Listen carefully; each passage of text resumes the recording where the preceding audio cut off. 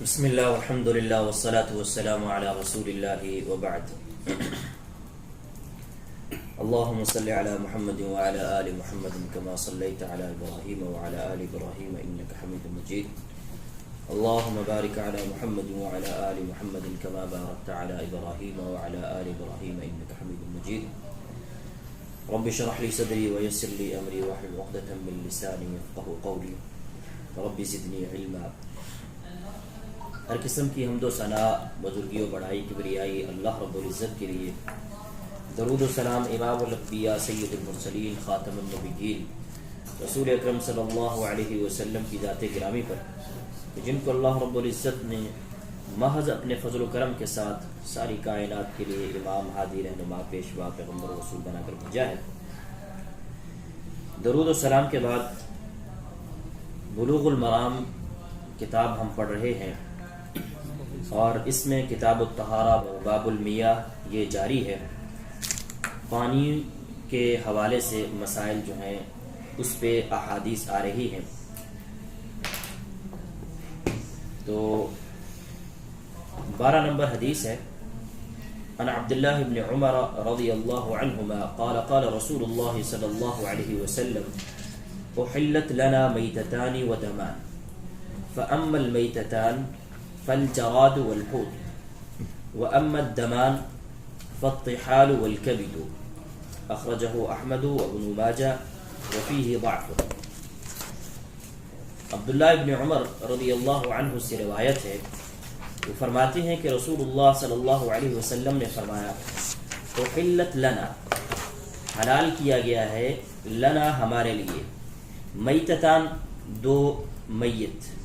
یا دو مردار، و دمان اور دو خون. فاما المیتتان، بس جو دو مردے ہیں، فالجراد والحوت، اس میں ایک جراد،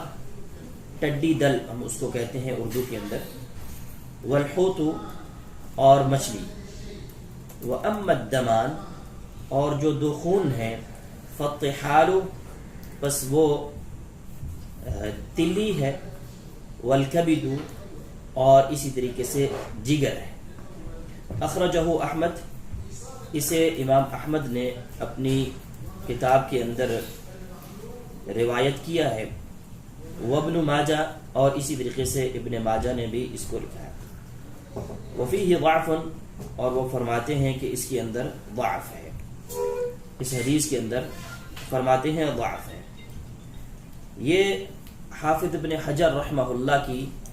اپنی رائے ہے کہ اس حدیث کے اندر ضعف ہے، لیکن بہت سارے محدثین نے اس حدیث کو صحیح کہا ہے، اور ان میں خاص طور پر علامہ البانی رحمہ اللہ نے سلسلہ صحیحہ کے اندر 1118 نمبر پر اس حدیث کو صحیح کہا ہے. عبداللہ ابن عمر رضی اللہ عنہ جو حدیث بیان کرنے والے ہیں، بہت بڑے تابعی، بہت بڑے صحابی، جو کہ سیدنا عمر بن خطاب رضی اللہ عنہ کے بیٹے، اور جنہوں نے اپنے والد اور نبی صلی اللہ علیہ وسلم سے علم حاصل کیا، یہ فرماتے ہیں کہ یہ فرماتے ہیں رسول اللہ صلی اللہ علیہ وسلم نے فرمایا احلت لنا. اب احلت لنا یہ بات نبی بیان کر رہے ہیں کہ ہمارے لیے حلال کیا گیا ہے، یعنی نبی صلی اللہ علیہ وسلم بھی کسی کی طرف سے بات کر رہے ہیں کہ ہمارے لیے انہوں نے حلال کیا ہے. اور نبی صلی اللہ علیہ وسلم جب ایسی بات کرتے ہیں احادیث میں، تو اس کا مطلب یہ ہے کہ یہ بات وہ اللہ رب العزت سے کر رہے ہیں کہ اللہ رب العزت نے ہمارے لیے اس کو حلال کیا ہے. اور جیسا کہ ہم اصول حدیث میں پڑھ رہے تھے کہ مرفوع حدیث جب ہم نے بات کی تھی، اور ہم نے کہا وہاں پہ اگر کوئی صحابی کہتا ہے امرنا کذا اور نہینا کذا، ہمیں منع کیا گیا یا ہمیں کیا گیا، کوئی صحابی کہتا ہے، تو اس کا مطلب کیا ہوتا ہے کہ یہ روایت نبی کریم صلی اللہ علیہ وسلم سے ہی ہے. اور اگر یہی بات کوئی تابعی کہتا ہے تو اس کا کیا مطلب ہوگا کہ یہ صحابی سے آ رہی ہے، لیکن یہاں پہ یہ نبی صلی اللہ علیہ وسلم سے ہی آ رہی ہے، اور نبی صلی اللہ علیہ وسلم خود فرما رہے ہیں کہ احلت لنا، لہذا اس حدیث کو ہم کہتے ہیں کہ یہ مرفوع ہے۔ اب مرفوع جو ہے کہاں تک ہے، یعنی نبی صلی اللہ علیہ وسلم تک وہ حدیث مرفوع ہے، اور نبی صلی اللہ علیہ وسلم یہ جو حلال و حرام کا حکم بیان کر رہے ہیں وہ اپنی طرف سے نہیں کر رہے ہیں، وہ کہہ رہے ہیں ہمارے لیے کیا گیا ہے۔ لہذا بہت سارے ایسے مسائل ہیں جس میں حلال و حرام اللہ رب العزت نے جب متعین کیا ہے تو نبی صلی اللہ علیہ وسلم نے اس کی وضاحت کی ہے، ورنہ اس سے پہلے آپ صلی اللہ علیہ وسلم نے اس کی وضاحت نہیں کی ہے۔ اس میں ایک واقعہ اس عورت کا آتا ہے جو آپ صلی اللہ علیہ وسلم کے سامنے آ کر کے اپنے خامد کے بارے میں پوچھ رہی ہے کہ جو میرے خامد نے میرے ساتھ اس طرح کی بات کی ہے جو زہار کی بات تھی، کیا اب وہ طلاق ہو گئی ہے یا نہیں ہوئی ہے، اس کا مسئلہ بتائیے۔ اور نبی صلی اللہ علیہ وسلم اس کو بیان نہیں کر رہے ہیں کیونکہ ابھی تک وحی نہیں آئی ہے، اور نبی صلی اللہ علیہ وسلم جو ہے وہ اپنی رائے کو دین میں شامل نہیں کرتے ہیں۔ ان ہوا الا وحی یوحا، وہ وحی ہوتی ہے جس سے آپ صلی اللہ علیہ وسلم بات چیت کرتے ہیں، اور وحی کے بغیر آپ صلی اللہ علیہ وسلم کوئی چیز بیان نہیں کرتے ہیں۔ تو لہذا جب تک وحی نہیں آئی ہے آپ صلی اللہ علیہ وسلم نے اس کے مسئلے کی وضاحت نہیں کی ہے۔ اسی طریقے سے سورۃ تحریم کے اندر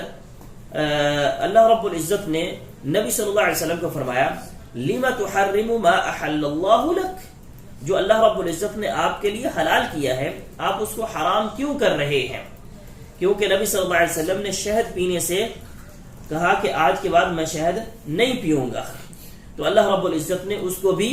واضح کیا کہ یہ جو اللہ نے جس چیز کو حلال کیا ہے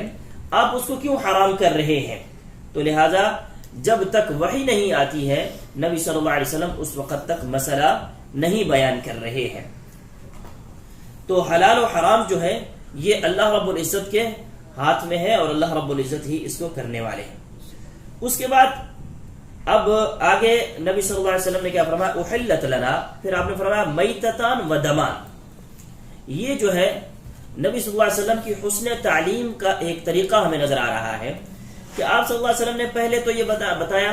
کہ 2 مردار چیزیں ہیں اور 2 خون ہیں، اس کے بعد ان کی تفصیل بیان کی ہے، یعنی پہلے اجمال میں بات کی ہے اور پھر آگے تفصیل کے اندر بات کی ہے۔ اور اگر ہم بھی اپنی باتوں کے اندر اور اپنے بیانات کے اندر اور اپنی چیزوں کے اندر اس طریقے کو فالو کریں گے تو یہ نبوی طریقہ ہے، اور یہ فصاحت و بلاغت کا طریقہ ہے کہ جس کے اندر سب سے پہلے اجمال ہے اور اس کے بعد اس اجمال کی تفصیل جو ہے وہ بیان کی جاتی ہے۔ تو لہذا یہاں پہ پہلے یہ بیان کیا گیا ہے کہ 2 مردار ہیں اور 2 خون ہیں۔ آگے فرمایا فَأَمَّا الْمَيْتَتَانِ، اب پھر اس مردار کو علیحدہ کیا ہے، کہا جو 2 مردے ہیں وہ کیا ہے؟ کہا فَالْجَرَادُ وَالْحُوتُ۔ جراد ہم کہتے ہیں ٹڈی دل، ایک مکڑی نما ایک چھوٹی سی ایک کیڑا سا ہے جس کے بارے میں یہ کہا جاتا ہے، اور وہ عام طور پر اتنا زیادہ وہ چھلانگ لگاتے ہیں کہ جیسے آپ کو لگے گا کہ اس کا پر کے ساتھ اڑ کے جا رہا ہے، اور وہ چھلانگ لگا کر کے جاتا ہے، اور یہ اس کے اندر خون نہیں ہوتا ہے،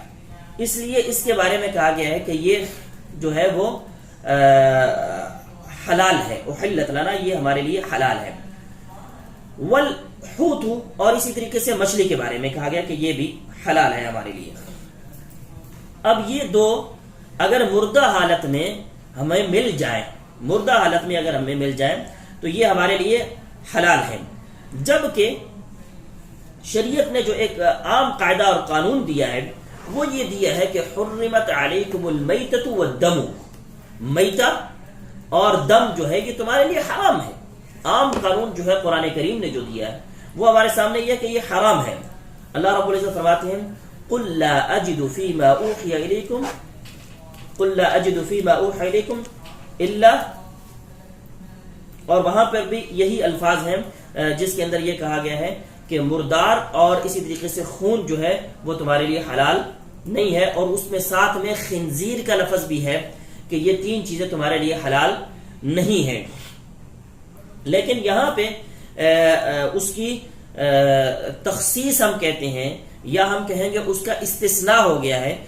ان تمام چیزوں میں سے ان دو چیزوں کو نکال دیا گیا ہے اور نبی صلی اللہ علیہ وسلم نے اس کا فیصلہ دیا. اور یہ فیصلہ نبی صلی اللہ علیہ وسلم نے جب دیا تو آپ نے وہ بات جیسے شروع میں ہم کہی کہ آپ نے اپنی طرف سے نہیں, آپ نے اس کی نسبت کسی اور کی طرف کی ہے کہ وہ انہوں نے ہمارے لیے اس کو حلال اور حرام کیا ہے. اس کے اندر جو جراد ہے یہ اصل میں اس کے اندر خون نہیں ہوتا ہے. اس کے اندر خون نہیں ہوتا ہے. جب ہم جانور کو ذبح کرتے ہیں اور ذبح کرنے کے بعد جب اس میں سے خون بہہ جاتا ہے پھر ہم کہتے ہیں یہ خون جائز نہیں ہے, خون ہمارے لیے جائز نہیں ہے اور یہ جانور اب ہمارے لیے جائز ہو گیا ہے کہ اس میں سے وہ خون نکل گیا ہے. اور جس چیز کے اندر خون ہے ہی نہیں تو ہم اس کے بارے میں پھر کیا رائے دیں گے. اس لیے یہاں پہ شریعت نے ہمیں اس کے بارے میں ایک خاص حکم دیا ہے. اب یہ جو جانور ہے اگر یہ ہمیں مردہ حالت میں ملتا ہے یا یہ جانور بغیر ذبح کیے مر جاتا ہے یا یہ کسی بھی طریقے سے مر جاتا ہے اور ہمیں ملتا ہے اور ہم اس کو کھانا چاہتے ہیں, اگر کسی کا دل کرتا ہے اس کو کھانے کا کھانا چاہتے ہیں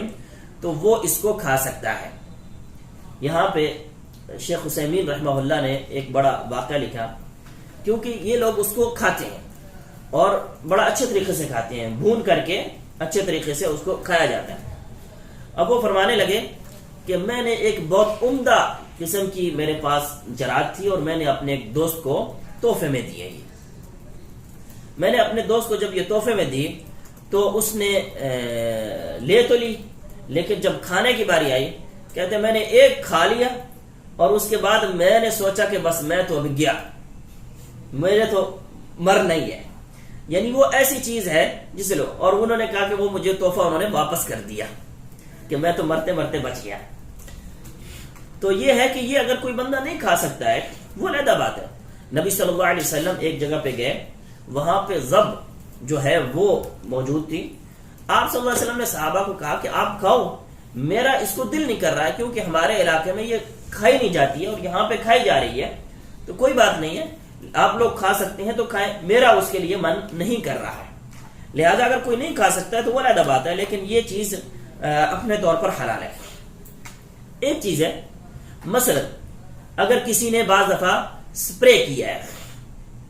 کسی فصل میں اور بعض جگہ پہ سپرے کیا ہے, اور وہ سپرے عام طور پر زہریلی جو ہے مواد ہوتا ہے, اور وہ اگر کسی کے اوپر پڑا ہے اور اس کی وجہ سے یہ خطرہ ہو سکتا ہے کہ کوئی وہ نقصان دے سکتا ہے, تو وہ سپرے کا مسئلہ ہے, اس کی وجہ سے ہم اس کو چھوڑ رہے ہیں, اس چیز کے حلال و حرام ہونے کی وجہ سے نہیں ہے, وہ اپنے طور پر اس کو حلال قرار دیا گیا ہے تو لہذا وہ حلال ہی ہے. اور اسی طریقے سے والحوت, حوت کے عام طور پر جو ہے دو معنی کیے گئے ہیں. ایک معنی تو یہ کیا گیا ہے کہ اس سے مراد مچھلی ہے,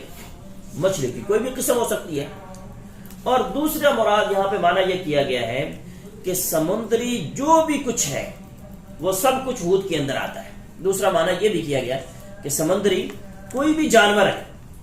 وہ سارے کا سارا اس کے اندر آتا ہے حوت کے اندر, لہذا وہ آپ اس کو استعمال کر سکتے ہیں. عام طور پر علماء کرام نے اس کا مچھلی کا ہی بات چیت کی ہے, لیکن کسی نے یہ نہیں کہا ہے کہ وہ نہیں صحیح ہے اور وہ صحیح ہے, وہ نہیں صحیح ہے, یہ صحیح ہے, لیکن یہ ہے کہ عام طور پر مچھلی کی ہی بات کی گئی ہے. تو یہ دو جانور ہیں. یہاں پہ ہم ایک قاعدہ اور قانون جو ہے وہ بھی ہم آپ کے سامنے واضح کر دیتے ہیں کہ ہر وہ جانور جو حرام ہے وہ نجس ہے. ہر وہ جانور جو حرام ہے وہ نجس ہے, الا یہ کہ جس کے بارے میں وضاحت آ گئی ہے,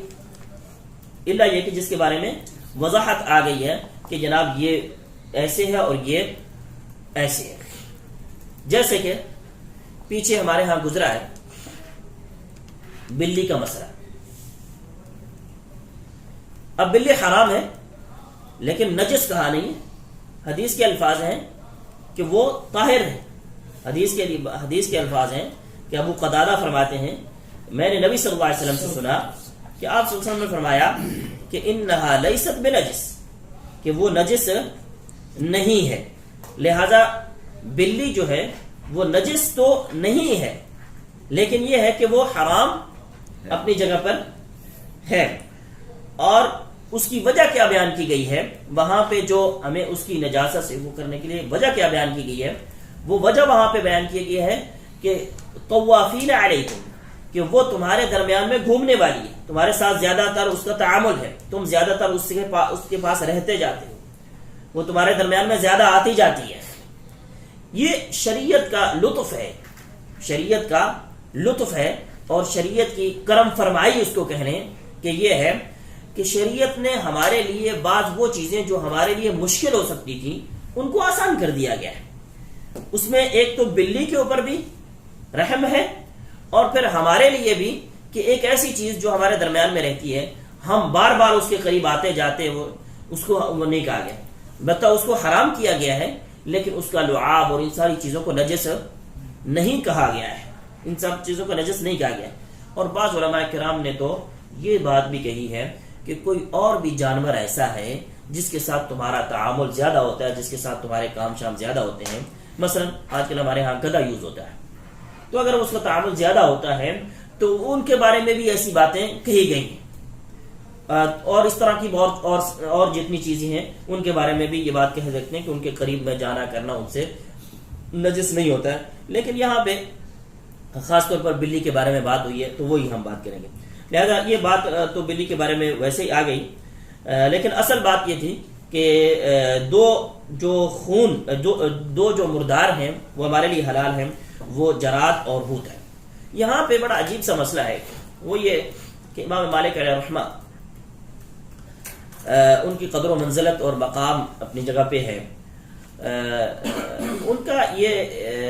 رائے ہے، ان کی یہ رائے ہے کہ یہ چیزیں جو جراد ہے، اگر یہ جو جراد ہے اگر یہ خود بخود مر جائے یا اس کا سر جو ہے وہ کٹ جائے تو پھر تو یہ حلال ہے، اور اگر کوئی اس کو مار دے یا کچھ اس کے ساتھ کیا جائے تو پھر جو ہے یہ حلال نہیں ہے۔ اور یہ ان کی بات حدیث کی صراحتاً خلاف ہے۔ اسی طریقے سے احناف کے ہاں ایک مسئلہ چلتا ہے، اور وہ مسئلہ یہ کہ اگر مچھلی خود بخود مر جاتی ہے یا مچھلی کو کوئی پانی سے باہر نکالتا ہے پھر مر جاتی ہے تو پھر حلال ہے، اور اگر یہ مچھلی پانی کے اندر ہی کوئی جانور اس کو کھاتا ہے اور یا جانور اس کو نقصان دیتا ہے یا کچھ بھی، اور اس سے یہ مرتی ہے تو پھر یہ حلال نہیں ہے۔ اور یہ بھی ویسے ہی بات ہے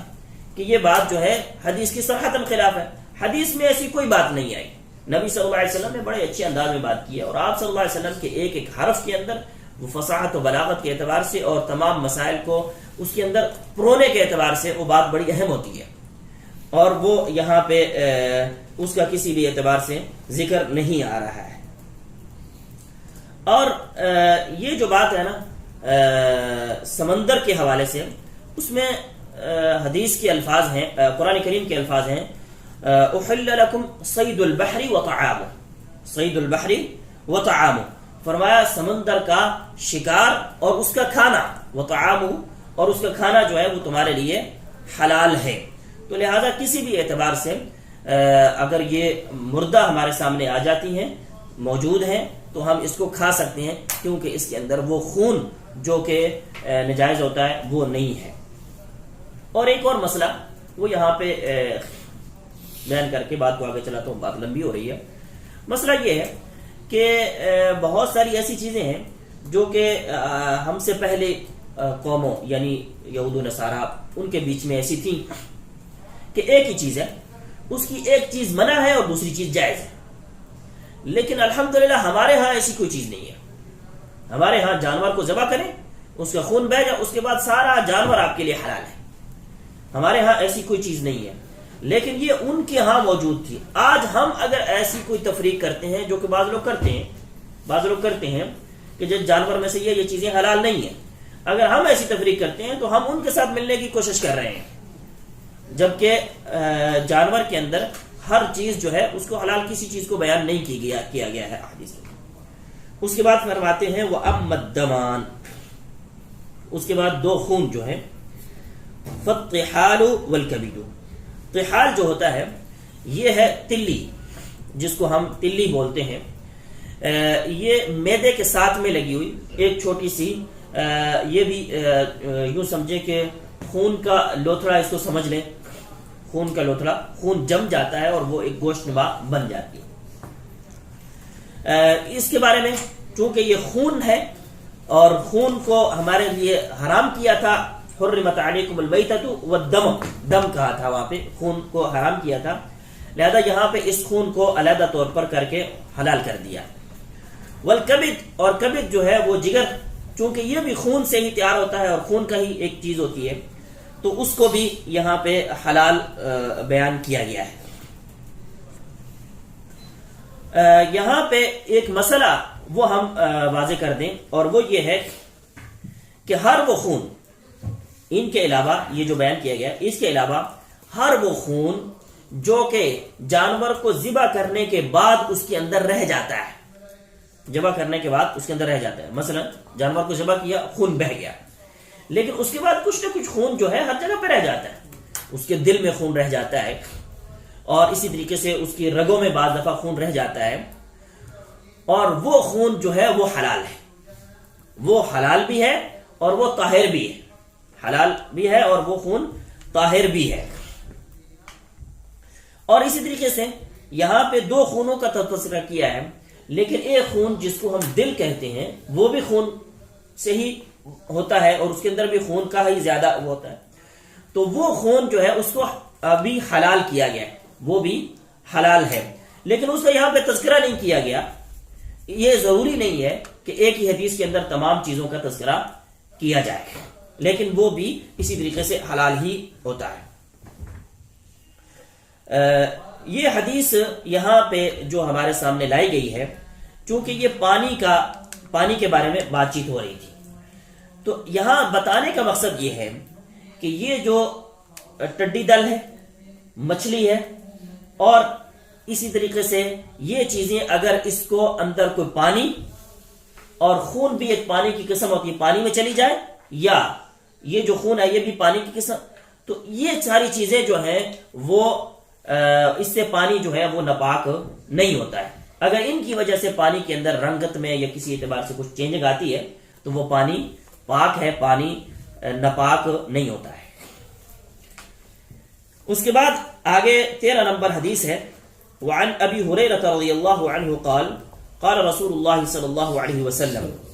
اذا وقع الذباب في شراب احدكم فليغمسه ثم لينزعه فإن في أحد جناحيه داء وفي الآخر شفاء. أخرجه البخاري وأبو داود وزاد وإنه يتقي بجناحه الذي فيه الداء. ابو ہریرہ رضی اللہ تعالی عنہ سے روایت ہے، فرماتے ہیں کہ رسول اللہ صلی اللہ علیہ وسلم نے فرمایا اذا، جب وقع واقع ہو جائے، پڑ جائے، الذباب مکھی، فی شراب احدکم کسی تم میں سے کسی ایک کے پینے میں، شراب یعنی پینے کی کوئی بھی چیز پینے میں، فلیغمسہ پس چاہیے کہ وہ اس کو ڈبو دے، چاہیے کہ وہ اس کو ڈبو دے، ثم پھر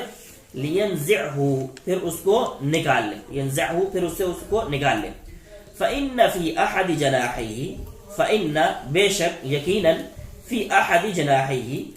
اس کے دو پروں میں سے ایک میں، دو پروں میں سے ایک میں، داء بیماری ہے، وفی الآخری اور دوسرے میں، شفاء شفا ہے. اخرجہ البخاری، اس کو امام بخاری علیہ الرحمہ نے اپنی صحیح بخاری میں اس حدیث کو لائے ہیں. وہ ابو داؤد، اور امام ابو داؤد نے اپنی کتاب سنن ابی داؤد کے اندر اس کو لائے ہیں. وزادہ، اور انہوں نے وہاں پہ یہ الفاظ زیادہ بھی لائے ہیں، وہاں پہ جو الفاظ ہیں وہاں زیادہ ہیں. وہ زیادہ کیا ہے؟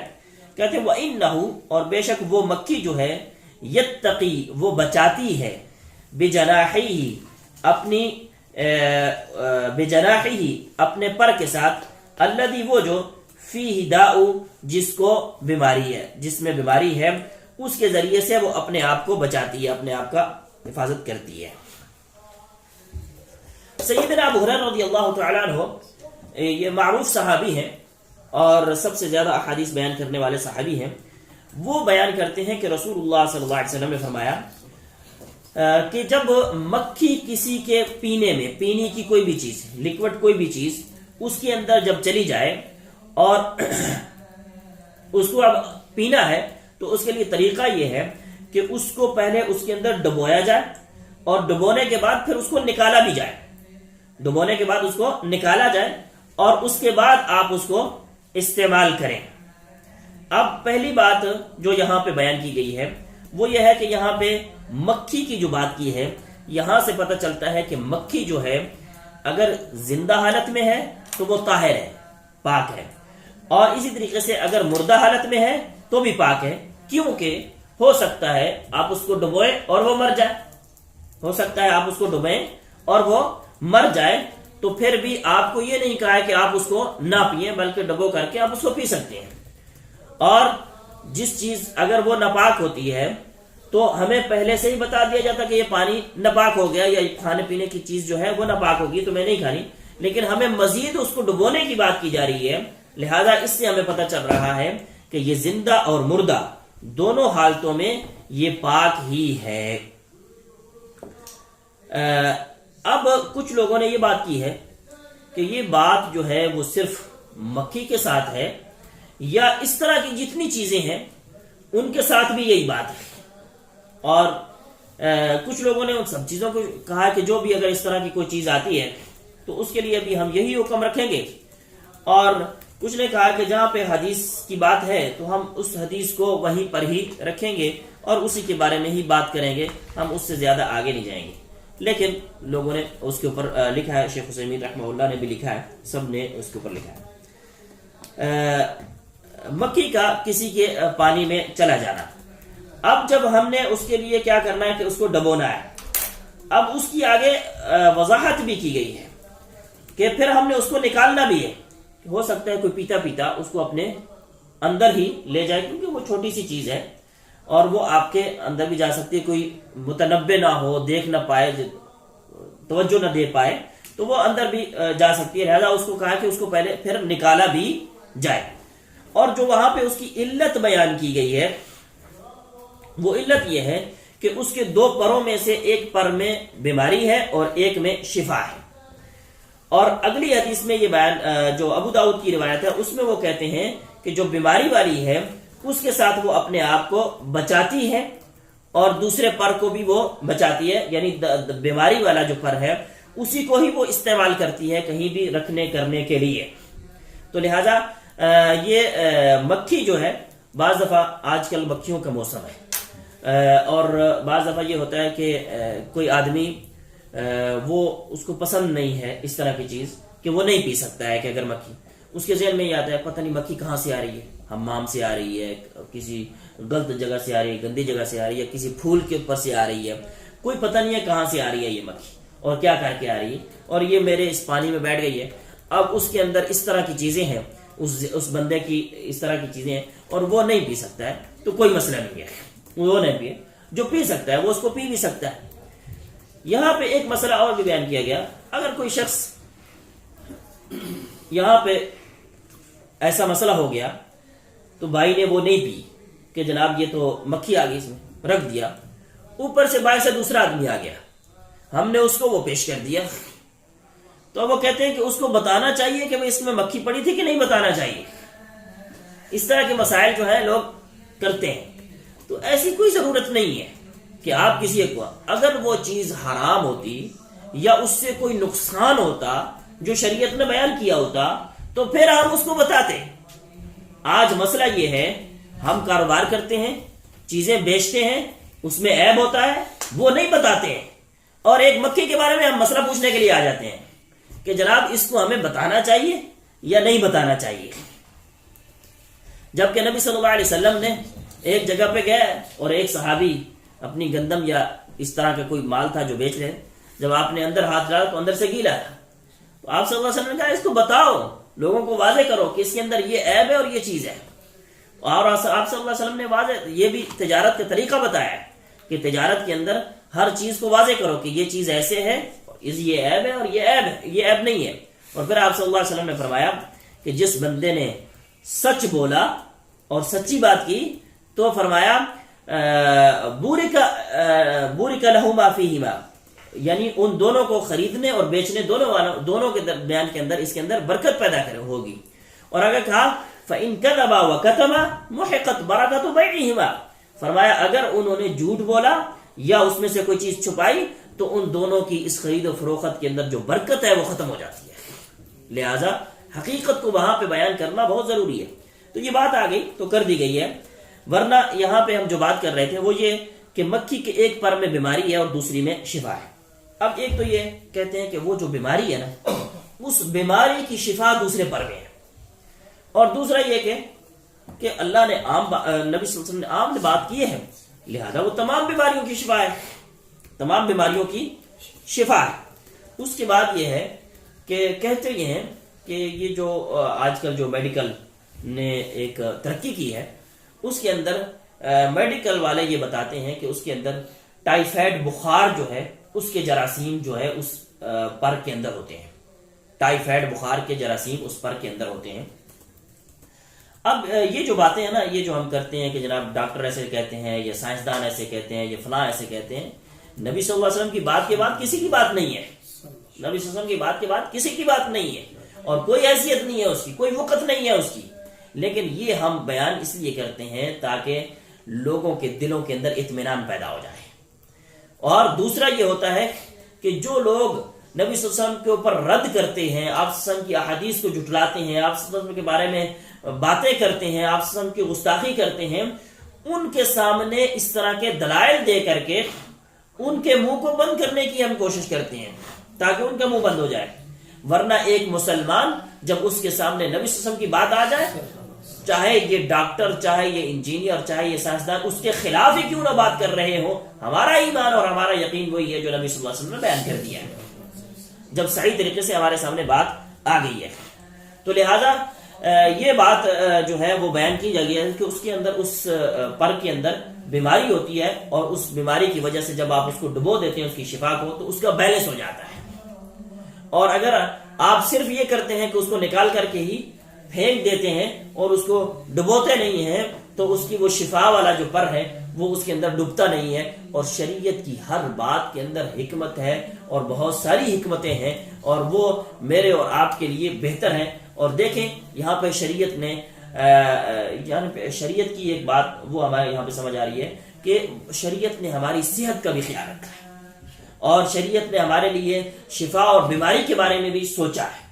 اور ہمیں اس انداز میں ہماری رہنمائی کی ہے ہر ایک چیز میں. اور ایک مکھی جو ہے چھوٹی سی چیز مکھی، اس کے بارے میں بھی ہمیں رہنمائی دی ہے شریعت نے.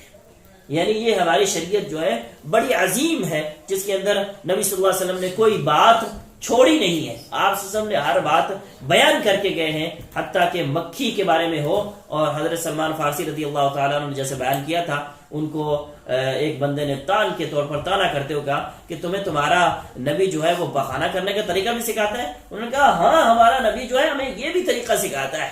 کہ ہم نے وہ بھی اپنی قضاء حاجت بھی کرنی ہے تو کس طریقے پہ کرنی ہے. تو لہذا یہ شریعت نے ہمیں اس کی وضاحت کی ہے. اس کے بعد 14 نمبر حدیث ہے جو آگے آ رہی ہے. کہتے ہیں وعن ابی واقد اللیثی رضی اللہ عنہ قال قال النبي صلی اللہ علیہ وسلم ما قطع من البهيمة وهي حية فهو ميت. اخرجه ابو داود والترمذي وحسنه واللفظ له. ابو واقد اللیثی رضی اللہ عنہ حدیث بیان کرتے ہیں کہ نبی صلی اللہ علیہ وسلم نے فرمایا ما قطع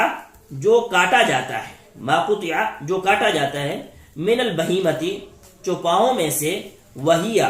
اور وہ حیتن زندہ ہوتا ہے، جانور زندہ ہوتا ہے،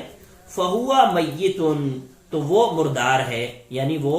حرام ہے. اخرجہ ابو داؤد، اس کو ابو داؤد نے اپنی کتاب کے اندر لائے ہیں، والترمذی اور امام ترمذی بھی، وحسنہ اور امام ترمذی نے اس حدیث کو حسن قرار دیا ہے، واللفظ لہ اور یہ جو الفاظ حدیث کے آپ کے سامنے آ رہے ہیں یہ امام ترمذی رحمہ اللہ کے ہی الفاظ ہیں جو آپ کے سامنے یہاں پہ آ رہے ہیں۔ حدیث کو بیان کرنے والے ابو واقد اللیثی، حارث بن عوف ان کا نام ہے، حارث بن عوف ان کا نام ہے، اور کہا جاتا ہے کہ غزوہ بدر کے اندر یہ شریک رہے ہیں، بہت یعنی بہت پہلے کے مسلمان ہوئے، پہلے وقتوں میں یہ مسلمان ہوئے، مدینہ کے رہنے والے تھے، اور ان کی یہ حدیث اور اسی طریقے سے چند احادیثیں جو ہیں وہ ہیں جو یہ بیان کرتے ہیں، اور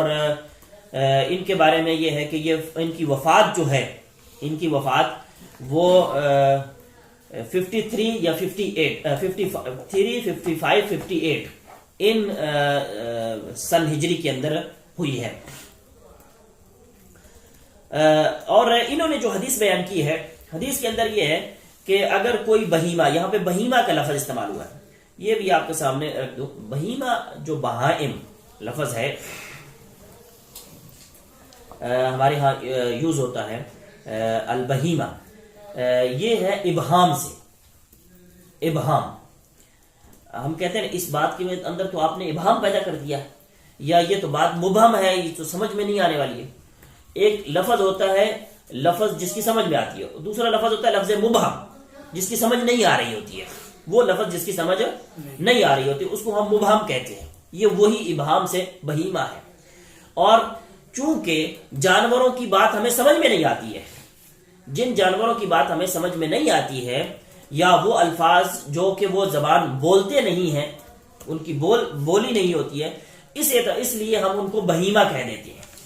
اور بعض دفعہ یہ کہ ہماری اردو میں جب اس کا ترجمہ کیا جاتا ہے تو ہم کہتے ہیں چوپائے، ہم اس کا ترجمہ کر دیتے ہیں چوپائے، یعنی جن کے 4 پیر ہیں، چوپائے جن کے 4 پیروں سے جو چلتے ہیں۔ اور اسی طریقے سے کچھ لوگ کہتے ہیں کہ بہیمے کا مطلب یہ ہوتا ہے کہ جو جانور حلال ہیں اس کو بہیمہ کہا جاتا ہے، اور جو حلال نہیں ہے ان کو ہم دوسرے جانور یا حیوان کا لفظ جو ہے ان کے لیے یوز کیا جاتا ہے۔ بہرحال یہ ہے کہ جو بھی اگر حلال جانور ہے کوئی اور اس میں سے کچھ کاٹا گیا ہے، زندہ جانور ہے، مطلب زندہ ہے اور اس کی ٹانگ کاٹ لی ہے، زندہ جانور ہے یا اس کی کوئی چیز کاٹ لی ہے، تو اب اس کی وہ جو کاٹ لی ہے اس کے بارے میں کہتے ہیں کہ وہ حرام ہے، وہ جائز نہیں ہے۔ ہوتا یہ تھا کہ نبی صلی اللہ علیہ وسلم جب مدینہ میں آئے تو یہاں پہ جو مشرکین تھے، مشرکین مکہ وہاں پہ، اور یہاں پہ جو کیا اس کو کہتے ہیں غیر مسلم تھے، جتنے بھی جو مسلمان نہیں ہوئے وہ سارے کیا کرتے تھے، ان کا طریقہ یہ تھا کہ جب بھی کوئی غصہ آیا یا کوئی مسئلہ ہوا یا کچھ بھی ایسا ہوا تو وہ کرتے یہ تھے کہ اونٹ کی جو کوہان ہوتی ہے اس کو اوپر سے کاٹ لیتے تھے اور اس کو کھانے میں استعمال کرتے تھے، اور بعض دفعہ غصے میں، ویسے بغیر کسی وجہ کے غصے میں آ کر کے وہ کاٹ لیتے تھے۔ اور اسی طریقے سے جو یہ بھیڑ بکری ہے، بھیڑ بکری، ان کے پیچھے کا حصہ جو ہے وہ کاٹ لیتے تھے اور اس کو کاٹ کر کے کھاتے، یا اس کو بھی اسی طریقے سے غصے کے اس میں کاٹ لیتے تھے بغیر کسی وجہ کے۔ تو اس کے اوپر آپ صلی اللہ علیہ وسلم نے پھر یہ بات جو ہے وہ بیان فرمائی۔ ابو واقد اللیثی رضی اللہ عنہ نے بیان کیا کہ نبی صلی اللہ علیہ وسلم نے اس بات کو منع کر دیا۔ اب ہر وہ جانور جو زندہ ہے، زندہ جانور میں سے جو چیز بھی اس کو علیحدہ کی جاتی ہے، زندہ جانور میں سے جس چیز کو بھی علیحدہ کیا جائے گا وہ مردار ہے، وہ مردار ہے، الا یہ کہ بعض چیزیں جن کی وضاحت علیحدہ طور پر ہو جاتی ہے۔ مثلا ہرن ہے، اس کے خون سے کستوری جو ہے وہ بنتی ہے اور اس کو نکالا جاتا ہے، تکلیف دہ ہے جانور کے لیے، لیکن اس کی استعمال کرتے ہیں اور اس کے لیے جائز ہے، اس کا جواز کا طریقہ ہے۔ اور اسی طریقے سے نبی صلی اللہ علیہ وسلم نے قربانی کے موقع پر 2 مینڈیں ذبح کی، اور ان کے بارے میں آتا ہے کہ وہ 2 مینڈے موجوعینی، یعنی وہ دونوں خصی تھے۔ اب جانور کو خصی کرنا یہ بھی ایک اذیت والا کام ہے۔ آج کے دور کے اندر کچھ نئے طریقے آ گئے ہیں جو کہ آسان ترین طریقے ہیں، اور جتنے بھی آسان ترین طریقے ہیں وہ ان کو استعمال کرنا چاہیے، جبکہ اس دور میں مشکل طریقے تھے لیکن وہ کیا جاتا تھا، جانور کو خصی کیا جاتا تھا۔ اور اس کے بعد یہ ہے صحابہ کرام سے ہمیں یہ آتا ہے کہ انہوں نے بھی اپنے جانوروں کو خصی کیا۔ کسی نے اپنے خچر کو جو ہے اچھے کرنے کے اس کا وہ زیادہ بدکتا تھا تو اس کو تھوڑا سکون میں لانے کے لیے اس کو خصی کیا۔ کسی نے اپنے جانور کو اس کے گوشت کو اچھا ہونے کے لیے، جیسے یہاں ہمارے ہاں گوشت کو اچھا کرنے کے لیے وہ اس کو خصی، جانور کو خصی کیا جاتا ہے تاکہ اس کا گوشت اچھا آتا ہے تو اس کو خصی کیا جاتا ہے۔ تو اس طریقے سے یہ جانور کو جو ہے تکلیف جو ہے اس طرح کی چیزیں وہ تھوڑی مستثنا ہے، لیکن اس کے علاوہ جو ہے جانور کو اس انداز میں تکلیف دینا جو آپ کو بھی فائدہ نہیں ہے اور اس کو بھی نقصان ہے، یعنی آپ اگر جانور زندہ جانور کی کوئی چیز کاٹیں گے تو یہ جانور نقصان دہ، یہ علیحدہ بات ہے۔ آج کل کے دور کے اندر یہ جو آپریشن کا ایک سسٹم آیا ہے، اور اس آپریشن کے سسٹم میں بعض دفعہ یہ ہوتا ہے کہ جانور انسان مثلا اس کی انگلی میں کوئی مسئلہ ہے تو بعض دفعہ اس کی انگلی کو کاٹنا پڑتا ہے، بعض دفعہ اس کی انگلی کو کاٹنا پڑتا ہے، نہیں تو وہ صحیح نہیں ہو سکتی ہے، وہ بیماری آگے پھیل سکتی ہے۔ اگر اس طرح کی کوئی بیماری جانور کے ساتھ میں ہے اور آپ اس کو ذبح نہیں کرنا چاہتے ہیں یا آپ اس کو وہ نہیں کرنا چاہتے ہیں، ضائع نہیں کرنا چاہتے ہیں، تو اور اس طرح کا کوئی کام ہے تو وہ بھی اگر اس کی مصلحت کے لیے ہے تو اس کو بھی اچھے طریقے سے کیا جا سکتا ہے، ورنہ جو کچھ بھی اس سے جدا کیا جائے گا زندہ جانور سے اس کو ہم حرام قرار دیں گے، اس کو کھانا جو ہے وہ جائز نہیں ہے۔ البتہ یہ ہے کہ اگر وہ ذبح کیا گیا ہے پراپر چینل طریقے سے تو پھر اس کا ایسا کرنا صحیح ہے۔ یہ آخری حدیث تھی جو کہ باب المیاہ کے اندر، اس کے بعد ہمارا آگے کا باب جو ہے باب الآنیہ، برتنوں کے حوالے سے مسائل جو ہیں وہ سٹارٹ ہوں گے۔ ٹائم ختم ہو رہا ہے تو میرے خیال میں اسی پہ ہی ختم کرتے ہیں۔ اللہ رب العزت سے دعا ہے کہ اللہ رب العزت ہمیں حدیث رسول پڑھنے اور اس کے اندر اخلاص ہمارے ہاں پیدا فرمائے، اور اللہ رب العزت اس پہ عمل کرنے کی توفیق عطا فرمائے۔